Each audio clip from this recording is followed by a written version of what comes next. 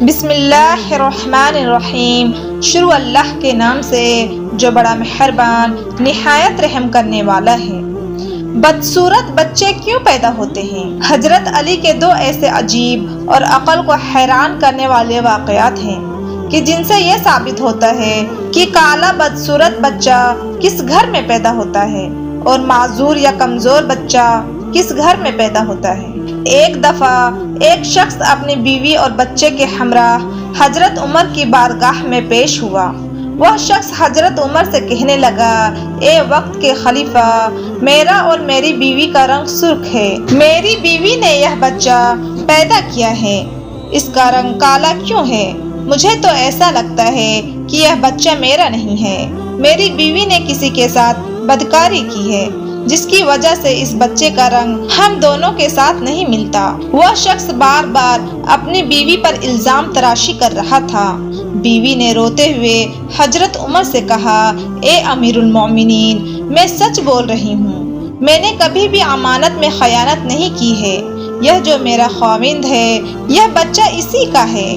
میں نے ہر وقت اپنے شوہر کے ساتھ وفاداری کی ہے۔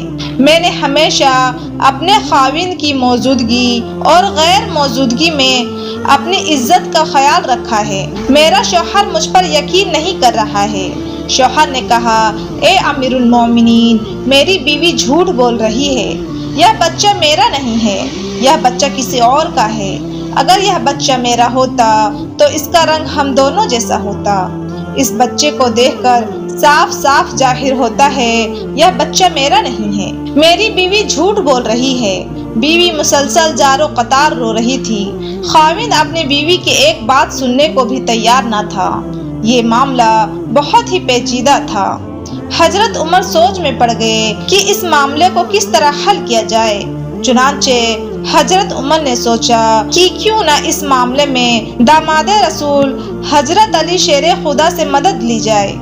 حضرت عمر خاوند، بیوی اور بچے کو ساتھ لے کر حضرت علی کے پاس تشریف لے گئے۔ انہوں نے حضرت علی کو سلام پیش کیا۔ حضرت علی نے سلام کا جواب دیا۔ حضرت علی نے دریافت کیا، اے عمر، کیسے آنا ہوا؟ حضرت عمر نے فرمایا، اے علی، ہم یہ مسئلہ معلوم کرنے کے لیے آپ کے پاس آئے ہیں۔ تو حضرت علی نے خاوند سے کہا، اے بندے، میں جو کچھ بھی پوچھوں گا تمہیں اس کا جواب سچ سچ بتانا ہے۔ اس شخص نے کہا، ٹھیک ہے، پوچھئے کیا پوچھنا چاہتے ہیں، میں آپ کو سچ بات ہی بتاؤں گا۔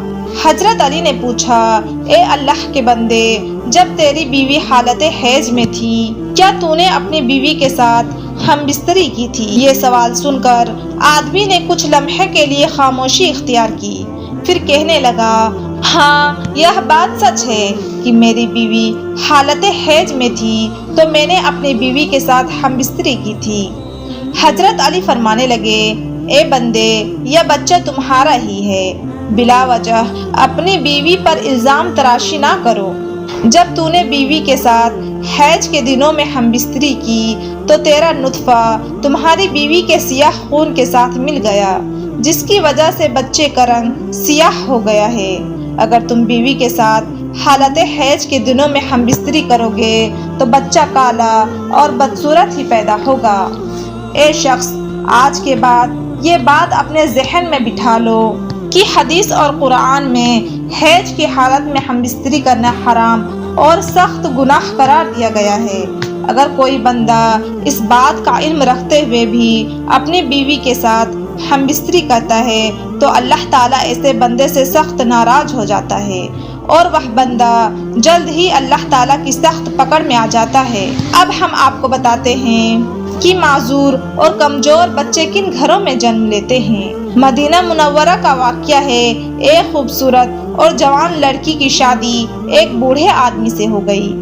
شادی کی پہلی رات میاں بیوی نے ہم بستری کی۔ اتفاقاً شوہر کا اسی رات انتقال ہو گیا اور دلہن حاملہ ہو چکی تھی۔ جب بیوی نے بچے کو جنم دیا تو لوگوں نے اس لڑکی پر طرح طرح کی الزام تراشی کرنا شروع کر دی۔ اس کا شوہر تو پہلی رات ہی انتقال کر گیا تھا۔ اس لڑکی نے جس بچے کو جنم دیا ہے وہ بچہ حرام کا بچہ ہے، اس کے خاوند کا نہیں ہے، کیونکہ وہ تو پہلی ہی رات مر گیا تھا۔ پھر یہ بچہ کیسے پیدا ہو گیا؟ اس بوڑھے کی یہ دوسری شادی تھی۔ اس بوڑھے کی پہلی بیوی سے ایک لڑکا تھا۔ اس لڑکے نے اپنی سوتیلی ماں پر الزام لگانا شروع کر دیا۔ وہ کہنے لگا کہ اس عورت نے کسی کے ساتھ زنا کیا ہے۔ یہ بچہ میرے باپ کا نہیں ہے۔ یہ بچہ حرام کی اولاد ہے۔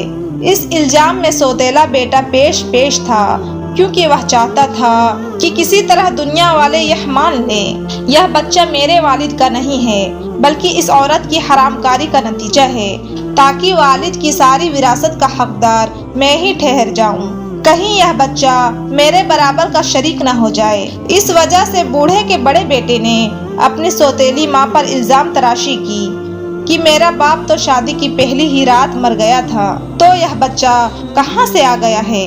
معاملہ تل پکڑتا گیا اور دیکھتے ہی دیکھتے وہ بچہ 4 سال کا ہو گیا، اور چلتا چلتا یہ معاملہ بھی قاضی کی عدالت میں پہنچ گیا۔ بوڑھے کے بڑے بیٹے نے قاضی سے کہا، اے قاضی محترم، میرا باپ تو شادی کی پہلی رات ہی مر گیا تھا، یہ بچہ میرے باپ کا نہیں ہے۔ اس عورت سے پوچھیں کہ یہ بچہ کس کا ہے، میں اس بچے کو اپنا بھائی ماننے سے انکار کرتا ہوں۔ سوتیلا بیٹا کچھ گواہوں کو بھی اپنے ساتھ لے کر آیا تھا۔ گواہوں نے بھی یہ گواہی دی کہ اس کا باپ تو پہلی رات ہی مر گیا تھا، یہ بچہ اس کا بھائی نہیں ہے۔ یہ باتیں سن کر قاضی کو یقین ہو گیا کہ یہ بچہ عورت کی بدچلنی کا نتیجہ ہے۔ چنانچہ قاضی صاحب فیصلہ کرنے ہی والے تھے کہ حضرت علی عدالت میں تشریف فرما ہوئے۔ جب حضرت علی یہ سارا قصہ سنا تو حضرت علی نے بڑے بیٹے سے سوال کیا، اے بچے، یہ دونوں میاں بیوی کتنا عرصہ اکٹھے رہے تھے، اور جس بچے کو تم اپنا بھائی ماننے کو تیار نہیں، وہ بچہ کہاں ہے؟ بڑے لڑکے نے جواب دیا، اے علی، وہ بچہ اس وقت ہمارے پاس نہیں ہے۔ حضرت علی نے کہا کہ تم کل اس بچے کو اپنے ہمراہ یہاں لانا، کل انشاءاللہ تعالی تمہارا فیصلہ ہو جائے گا۔ اگلے دن وہ لڑکا اپنے سوتیلے بھائی کو ساتھ لے کر آیا اور کہنے لگا، یا علی، یہی وہ بچہ ہے جس کو میں اپنا بھائی تسلیم نہیں کرتا ہوں۔ حضرت علی نے جب بچے کو دیکھا تو فرمانے لگے، میں ابھی آپ کا فیصلہ کر دیتا ہوں۔ حضرت علی نے کچھ اور بچوں کو بلایا اور ان سے فرمایا، جاؤ باہر جا کر کھیلنا شروع کر دو۔